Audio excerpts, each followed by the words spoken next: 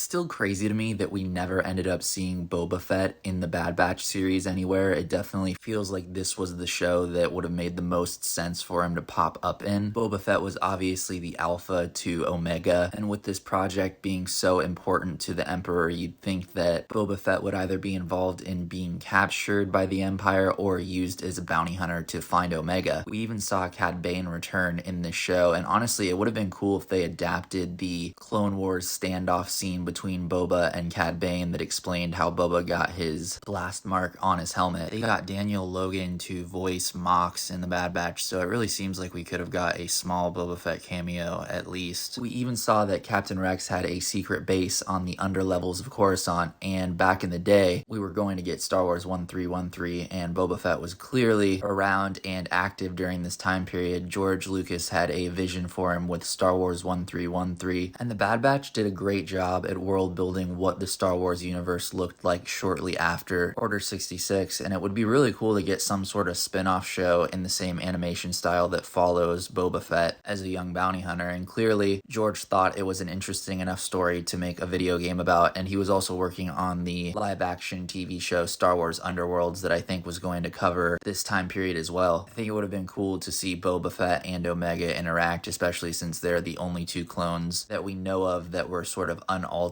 in the cloning process. It was definitely surprising that we didn't have the opportunity to see Boba, but hopefully we do end up seeing a young Boba sometime in the near future. Be sure to let us know in the comments where you think Boba Fett was and what he was doing during the Bad Batch.